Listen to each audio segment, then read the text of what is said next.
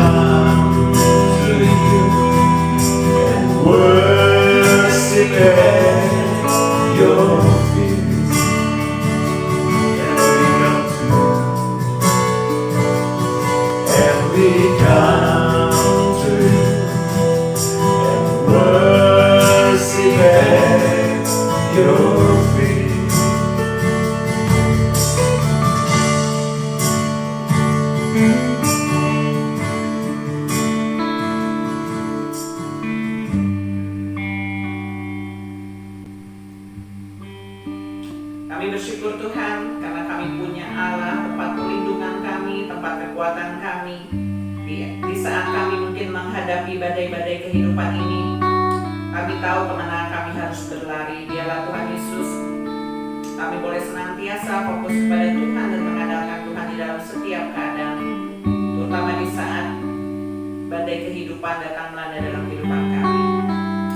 Biar kami boleh menemukan ketenangan yang sejati di dalam Tuhan. Dan firman Tuhan yang akan terus menguatkan kami. Kami percaya saat hari ini juga Tuhan sudah sediakan berkat firman melalui hamba-Mu. Dan biarlah pada saat ini Midweek Worship Community boleh kembali diberkati lewat kekuatan dari firman-Mu yang baru. Terima kasih Tuhan, kami siapkan hati dan pendengaran kami.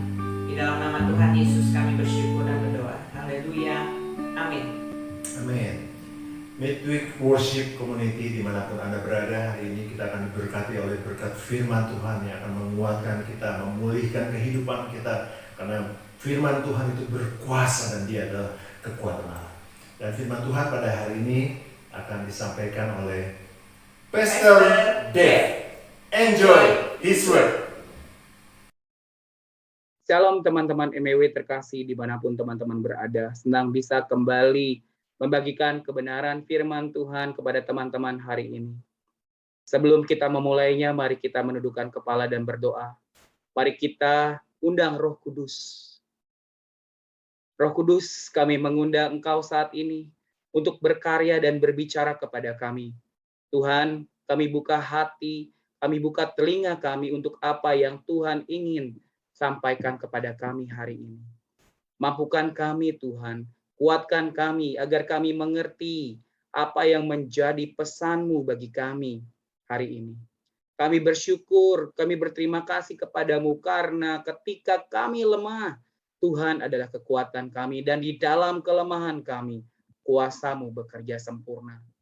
Kami berterima kasih untuk semua hal yang Tuhan sudah dan akan lakukan bagi kami. Dalam nama Tuhan Yesus kami berdoa dan bersyukur. Amin. We are going to dive right into 2 Corinthians chapter 4 verse 8 and 9. Kita akan menyelam masuk ke dalam firman Tuhan. 2 Korintus 4 ayat 8 sampai 9. So, if you have your Bible, let's take it out and let's read together verse 8 and 9. Mari kita baca bersama-sama ayat ke-8 dan ke-9. Dalam segala hal kami ditindas namun tidak terjepit. Kami habis akal, namun tidak putus asa.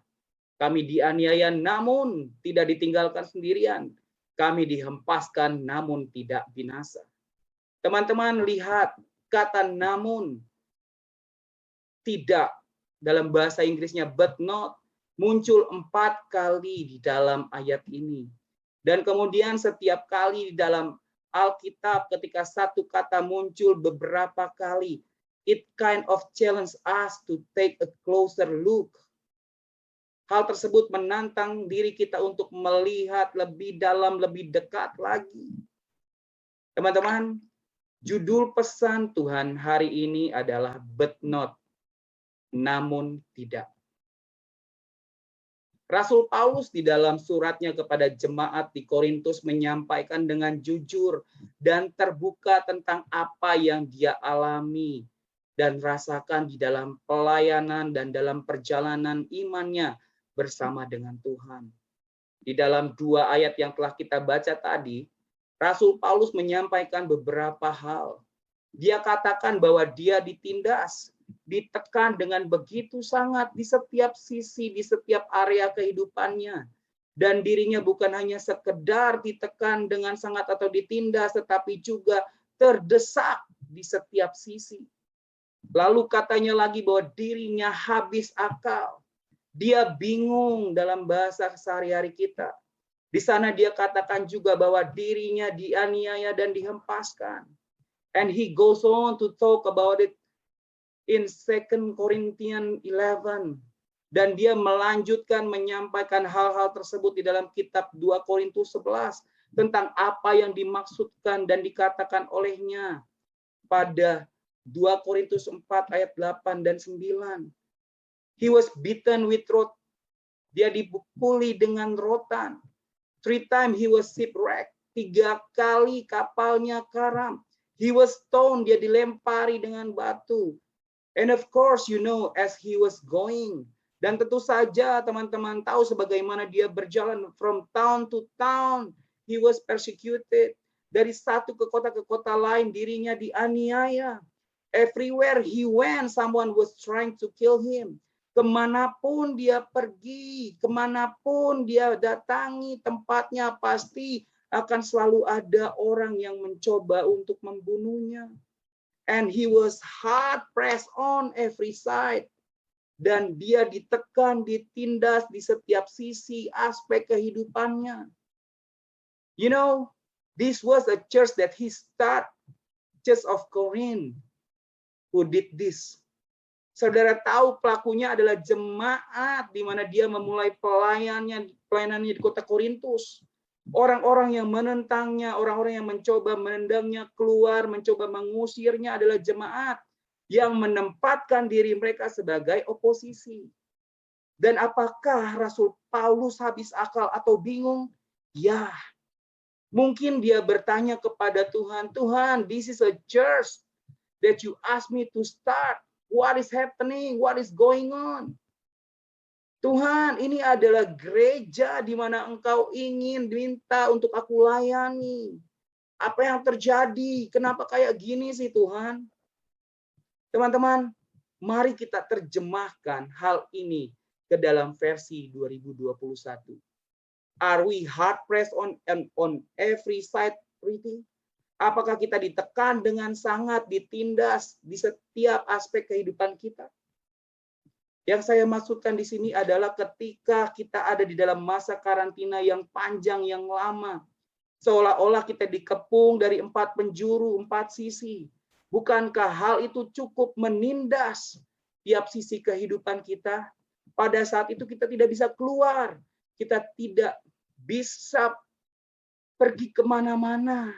Kamu pasti tahu dan setuju. Dan tidak hanya itu yang kita alami. Kita juga mengalami kesulitan secara finansial atau keuangan. Secara emosional kita sudah pasti tertekan. Di setiap sisi tekanan tersebut begitu terasa. Bukan hanya itu saja, kita pun menjadi habis akal. Kita bingung harus berbuat apa, harus melakukan apa lagi untuk bisa bertahan. Maksud saya, waktu itu, saat itu adalah saat-saat yang cukup membingungkan dan menekan bagi kita. Di dalam benak kita pasti timbul banyak sekali pertanyaan. Apakah keadaan kita akan kembali normal? What is normal? Normal yang kayak apa, yang seperti apa? When we are going to be back together? When are we going to get back together? Kapan kita bisa berkumpul bersama lagi? Pastinya masa-masa itu adalah masa di mana kita tertekan dengan sangat. But you know what's so interesting about how Apostle Paul respond to what he's going through? Adalah tentang bagaimana cara Rasul Paulus menanggapi apa yang sedang dialaminya. Ada 3 poin yang benar-benar menarik dari perkataan Paulus. Poin yang pertama adalah Rasul Paulus berkata bahwa penderitaan yang dia alami adalah penderitaan yang ringan. Hal ini tertulis pada 2 Korintus 4 ayat 17.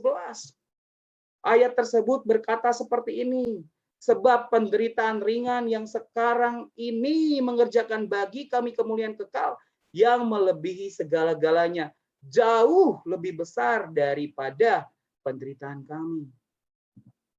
Hang on. Wait for a second.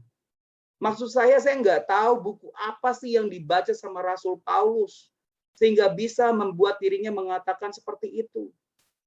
And I'm not sure how being shipwrecked, bagaimana rasanya mengalami karam kapal, dilempari batu, dimasukkan ke penjara, dan kemudian dia mengatakan hal-hal tersebut sebagai penderitaan yang ringan. Dan masalahnya mungkin untuk sesaat kita tidak tahu bagaimana caranya hal itu bisa dia katakan sebagai penderitaan yang ringan. Kita nggak yakin apa sih yang menjadi definisi bagi Rasul Paulus tentang penderitaan yang ringan yang dia katakan. Kita juga nggak yakin, kita nggak tahu alam semesta atau universe mana yang setuju menganggap hal yang dialami oleh Rasul Paulus sebagai hal yang ringan. Tetapi jika hal itu dianggap olehnya sebagai hal yang ringan, maka saya nggak yakin apa yang dianggap sulit sekarang. Hal ini menjadi sangat menarik karena dia menyebutnya sebagai penderitaan yang ringan. Poin yang kedua adalah dia tidak fokus pada apa yang dia alami. Dia tidak menaruh fokusnya pada keadaan, pada situasi, pada penderitaannya. Tetapi dia menaruh fokusnya kepada Tuhan. Jadi teman-teman, mari kita baca kembali kedua ayat yang tadi kita baca. Dan dengarkan, perhatikan cara yang dia katakan. Dalam segala hal kami ditindas, namun tidak terjepit. Kami habis akal, namun tidak putus asa. Kami dianiaya, namun tidak ditinggalkan sendiri. Kami dihempaskan, namun tidak binasa. Lihat, Rasul Paulus tidak mengeluh tentang masalah atau penderitaannya. Dia tidak menggerutu, dia tidak komplain. Dia tidak mengatakan, hey guys, teman-teman, apa yang saya hadapi ini begitu berat loh, sangat menyiksa loh, sangat sulit loh. Dia tidak mengatakan, hey kamu tahu nggak sih rasanya itu sangat tertindas, sangat tertekan. Dan membuat saya menjadi habis akal, membuat saya menjadi bingung. Saya nggak tahu lagi apa yang harus saya perbuat. Rasul Paulus nggak mengatakan bahwa saya nggak tahu kenapa hal ini menimpa saya. Rasul Paulus juga tidak berkata, tahu nggak sih kamu? Rotan yang dipakai untuk mencambuk aku itu menimbulkan satu rasa yang sangat pedih di badan. Dan tahu nggak sih kamu kalau penjara di mana saya ditempatkan itu kondisinya itu begitu mengerikan. Lebih parahnya lagi, makanan yang diberikan kepada saya adalah makanan yang terburuk yang pernah ada. Teman-teman tahu, Rasul Paulus tidak mengatakan sama sekali akan hal itu. Apa yang dikatakan oleh Rasul Paulus adalah dirinya tidak menaruh fokus akan hal-hal sedemikian rupa. Tetapi yang dia katakan adalah bahwa sekalipun penderitaannya berat, namun tidak membuat pengharapan dan imannya hancur. Rasul Paulus katakan, namun tidak. Di sini kita bisa melihat teman-teman bahwa Rasul Paulus memindahkan fokusnya dari masalah kepada Tuhan. Dan dia tidak mengeluh, melainkan dia fokus. Dia percaya kepada Tuhan.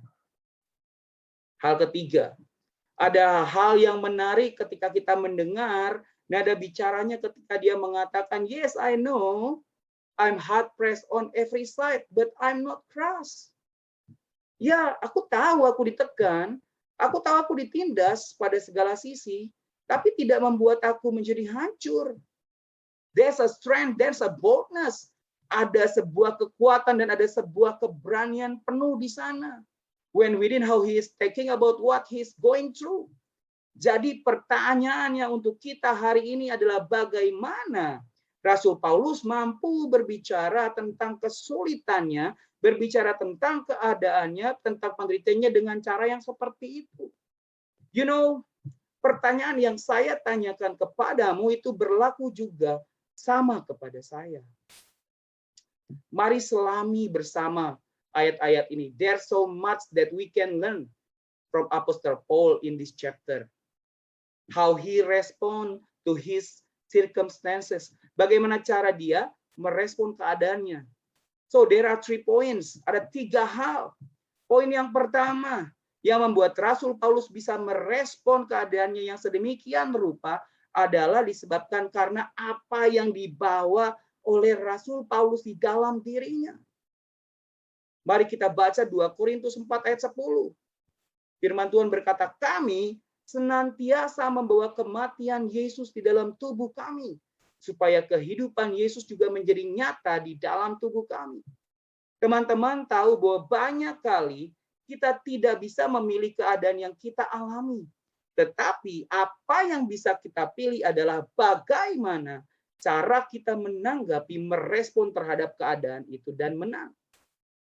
Jadi pertanyaan yang kita tanyakan atau pertanyaan yang harus kita tanyakan kepada diri kita sendiri pada musim ini, pada masa, pada waktu ini adalah what are we carrying? Apa yang kita bawa di dalam kehidupan kita? See, the definition of carry means to hold on to. Definisi daripada membawa juga artinya berpegangan kepada. Pertanyaan berikutnya adalah apa yang kita pegang di musim ini supaya kita bisa bertahan, bahkan supaya kita bisa menang. Are we holding on to the disappointment of what we were hoping for, any dreams, any disappointing, discouragement, any shame from past?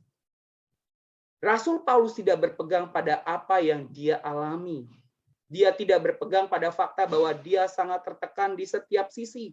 Tetapi dia melihat apa yang Tuhan lakukan baginya. Dia melihat perlindungan Tuhan dan penyertaan Tuhan ada padanya. Mari kita lihat Ibrani 12, apa yang dikatakan firman Tuhan di sana. Marilah kita menanggalkan semua beban dan dosa yang begitu merintangi kita dan berlomba dengan tekun dalam perlombaan yang diwajibkan bagi kita. Lihat, itulah yang dikatakan oleh firman Tuhan. Dan ajarkan kepada kita. Tuhan mau supaya kita menanggalkan segala beban dan dosa kita. Karena musuh kita ingin kita berpegangan kepada hal-hal yang seharusnya tidak kita pegang. We cannot carry the thing that we are not supposed to hold on to. Kita nggak bisa dapat melakukannya karena kita berpegang kepada hal-hal yang tidak seharusnya kita pegang atau kita bergantung padanya. Lihat, sebaliknya Rasul Paulus memberitahu kepada kita bahwa kita harus membawa kematian Yesus di dalam hidup kita. Ingat, kematian Yesus telah membawa kemenangan dan penebusan buat kita semua. Ini menjadi hal pertama yang perlu kita lakukan dan pegang. Rasul Paulus melihat kepada Tuhan Yesus. Dan kita semua juga harus melihat, memandang kepada Dia. Sebagai hal yang terbaik untuk kita contoh, untuk kita tiru dan teladani. Tuhan Yesus adalah contoh yang terbaik, best example dari satu pribadi yang tidak melihat situasinya, tapi melihat sukacita yang ada di depannya, yang ada di hadapannya. Ibrani 12 ayat 2 mengatakan, marilah kita melakukannya dengan mata yang tertuju kepada Yesus, yang memimpin kita dalam iman, yang membawa iman kita itu kepada kesempurnaan, yang dengan mengabaikan kehinaan, tekun memikul salib, ganti sukacita yang disediakan bagi Dia yang sekarang duduk di sebelah kanan tahta Bapa. Rasul Paulus memandang kepada Tuhan Yesus untuk melakukannya. Dan kita, ketika kita melihat kepada apa yang Tuhan Yesus sedang lakukan dan sudah lakukan bagi kita di kayu salib, maka semua masalah itu akan menjadi ringan. Tidak ada yang bisa dibandingkan dengan apa yang Tuhan Yesus lakukan di atas kayu salib. Rasa malu kita, masa lalu kita, setiap pelanggaran, setiap kelemahan, setiap kutuk dan dosa kita semuanya sudah dihancurkan di dalam karya kasih-Nya. Dia mati untuk semua kekecewaan kita. Kita nggak perlu berpegang pada hal-hal negatif itu lagi. Kita nggak perlu berpegang pada masa lalu kita karena Yesus Tuhan telah mati untuk kita. It's really interesting that Apostle Paul say that we got to carry the death of Jesus so that we carry the life. There's a connection between carrying the death and carrying the life. Ada sebuah hubungan, ada sebuah koneksi antara membawa kematian Kristus dan membawa kehidupan. Teman-teman, seringkali kita mencari kuasa kebangkitan hidup tanpa pernah menyadari bahwa tidak ada kemenangan tanpa salib Kristus. Tidak ada kuasa kebangkitan tanpa kubur. There are areas in our life, and this goes back to what are we carrying? Are there that weight in our life that we need to get rid of? Daily, are there areas in our life that we need to get rid of? Tuhan, hari ini apakah saya lebih dekat kepadamu daripada hari kemarin? Tuhan, apakah hari ini saya membenci dosa lebih besar daripada kemarin? Tuhan, apakah hari ini saya sudah mentaati Engkau lebih lagi daripada hari kemarin? Teman-teman, ketika kita membiarkan kematian Yesus terjadi nyata dan transformasional dalam hidup kita, maka kita dapat memiliki kepenuhan hidup yang Tuhan Yesus miliki, berikan, sediakan, tetapkan untuk kita.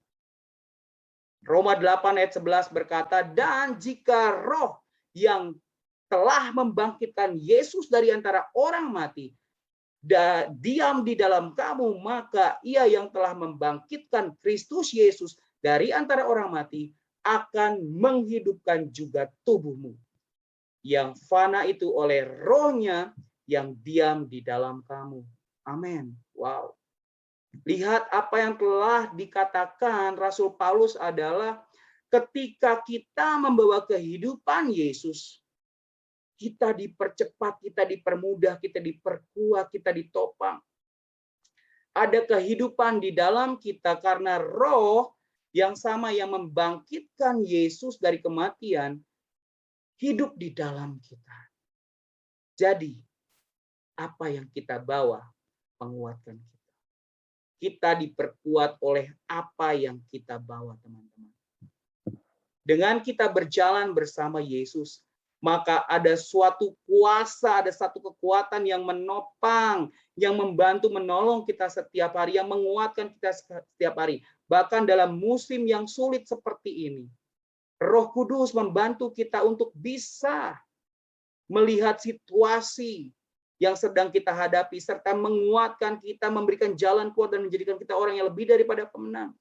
Kita dapat melihat dan berkata, meskipun kami ditekan atau ditindas di setiap sisi area kehidupan kami, namun tidak akan hancur. Meskipun kami kehabisan akal, sekalipun kami bingung, namun kami tidak putus asa. Kekuatannya berasal dari Roh Kudus. You know, the thing that is so interesting is that many times in today's world we're walking around. We are going out and about in our working world, and for all intents and purposes we look exactly the same. But the world is asking us, how are you different even in a season like this? Dunia ini bertanya, apa sih yang membuat kita berbeda dari orang-orang yang lain? Dan apa yang membedakan kita adalah bagaimana kita menghandle, menanggapi, merespon suatu situasi, suatu keadaan. Dan ketika orang-orang yang ada di sekitar kita melihat hal tersebut, mereka akan berusaha untuk mencari tahu. They will try to find out apa yang membuat kita menjadi begitu berbeda. What makes we so different? Mereka akan berkata untuk beberapa alasan. They will say for a few other reasons. Mereka melihat kita ditekan, ditindas di setiap sisi kehidupan kita, tetapi kita tetap berperilaku baik. Tidak hancur, tidak masuk dalam keputusasaan. Mereka ingin tahu, they really want to know what is the secret behind, apa yang menjadi rahasia di belakang kita. Teman-teman, this is a chance, this is a big chance. Ini adalah sebuah kesempatan yang besar bagi kita untuk membagikan berita kasih karunia, berita keselamatan yang telah Tuhan berikan bagi kita untuk disebarkan kepada mereka, sehingga mereka juga boleh mengalami kebangkitan yang sama seperti kita. Sehingga mereka juga boleh memiliki kuasa Roh Kudus yang sama, yang membangkitkan yang ada pada kita. Yang membuat cara kita menanggapi suatu situasi, suatu keadaan berbeda dari orang-orang dunia. Alasan mengapa kita disebut Kristen karena kita bertindak, bersikap, berperilaku sama seperti Tuhan Yesus Kristus. Bahkan dalam penganiayaan sekalipun, kita tahu caranya untuk mengatakan kita berbeda. Kita akan tetap mencintai orang lain. Kita masih akan menunjukkan kepedulian dan kita masih akan berdiri pada iman percaya kepada Tuhan Yesus. Ini adalah tantangan bagi kita setiap hari. Terlebih lagi di musim, di saat-saat yang sulit seperti ini. Orang-orang bertanya apa yang berbeda tentang kita. Semua adalah karena kita memiliki kekuatan Roh Kudus di dalam diri kita. Ingat firman Tuhan berkata bahwa dunia ini sedang menanti-nantikan anak-anak Tuhan untuk dinyatakan.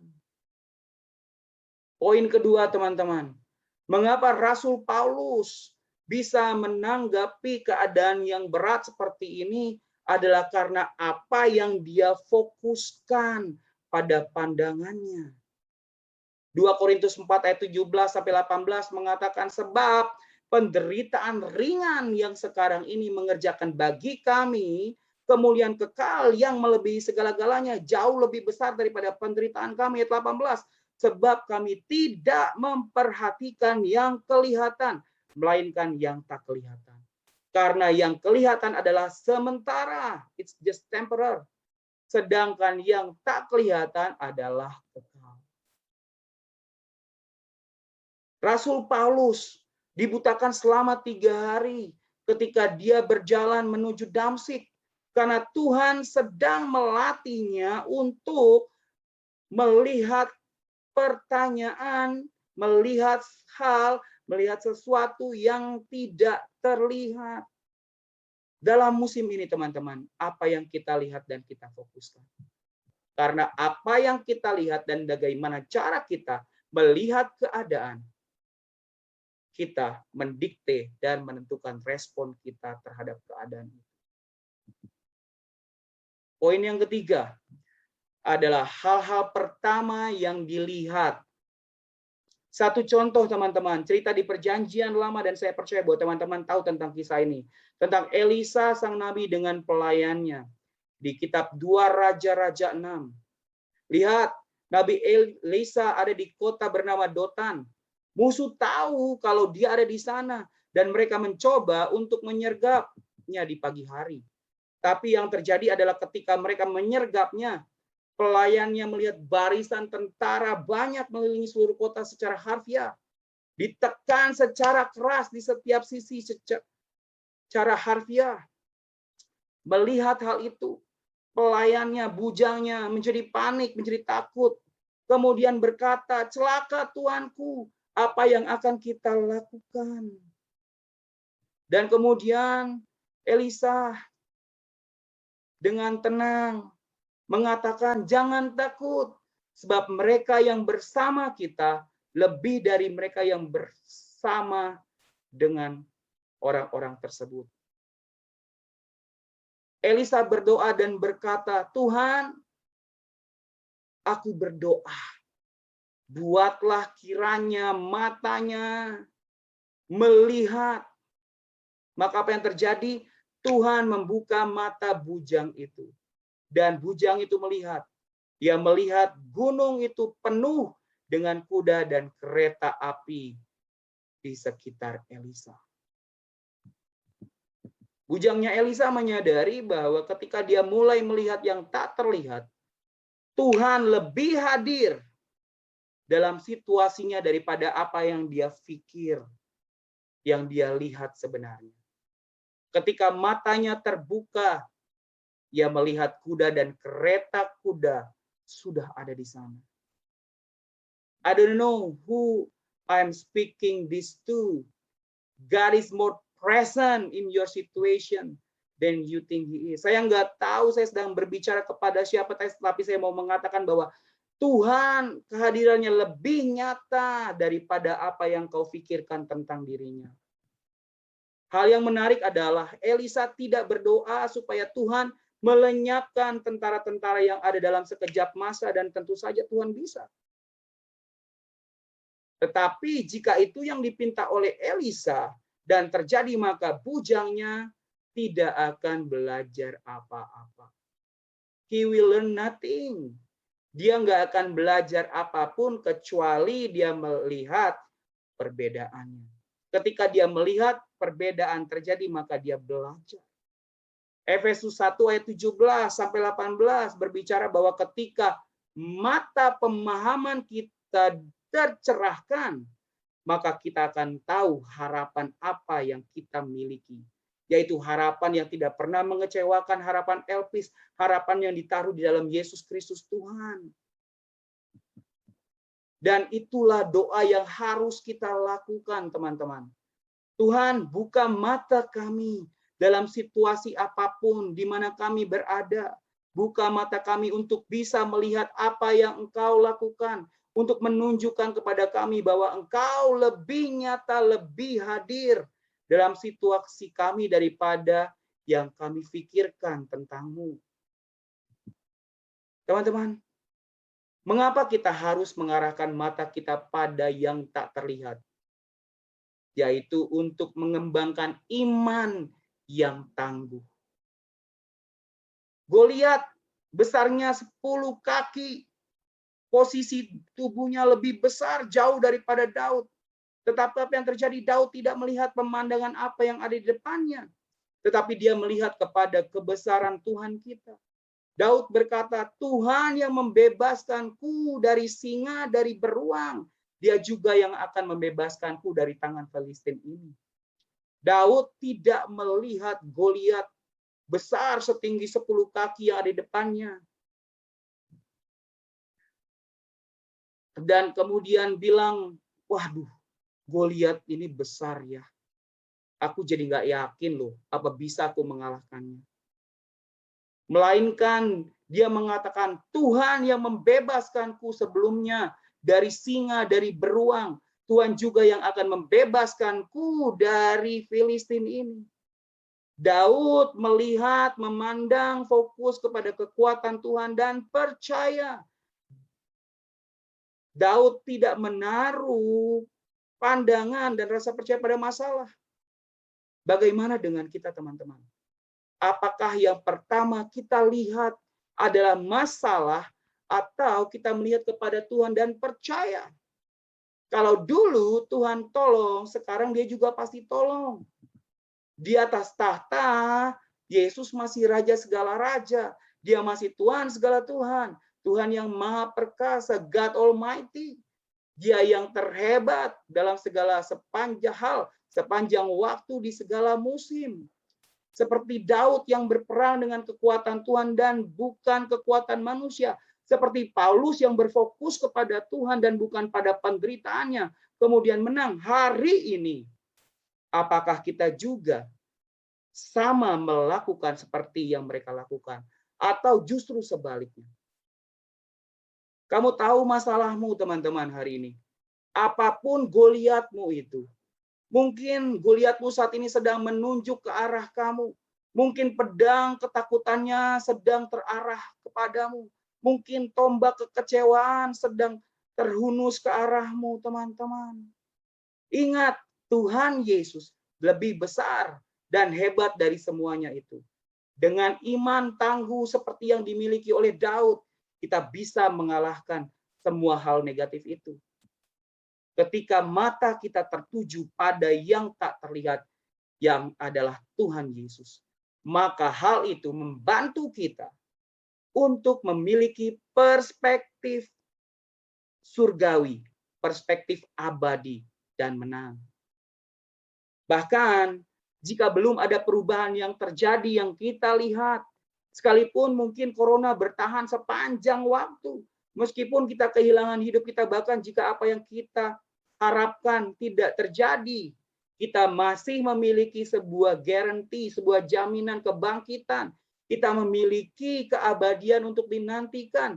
Kita punya harapan abadi, yaitu Yesus Tuhan. Karena kita berjalan dengan iman, bukan dengan melihat. Ya, kita tidak melihat sesuatu dengan penglihatan, tapi kita juga harus berjalan keluar dengan iman. Teman-teman, sebagai penutup, bertanyalah kepada diri kita, apa yang akan kita tuju. Tanyakan pada diri kita sendiri, bagaimana kita berjalan di musim ini, dan dengan siapa kita berjalan. Pastikan kita berjalan bersama dan di dalam Yesus. Mari kita tundukkan kepala. Tuhan Yesus, terima kasih buat kebenaran firman-Mu, Tuhan. Terima kasih Engkau mengajarkan kepada kami bagaimana cara kami merespon terhadap situasi, keadaan, ataupun penderitaan yang sedang kami hadapi. Tuhan, ajar kami lebih dalam lagi. Tuhan Yesus, lewat Roh Kudus-Mu terus kuatkan kami. Terus cerahkan iman kami, Tuhan. Sehingga kami boleh terus taat setia kepadamu, Tuhan. Boleh terus fokus dan memandang hanya kepadamu, Tuhan, dan menjadi menang. Terima kasih, Tuhan, lewat karya salib-Mu, Tuhan, Kau telah menjadikan kami orang-orang yang lebih daripada pemenang.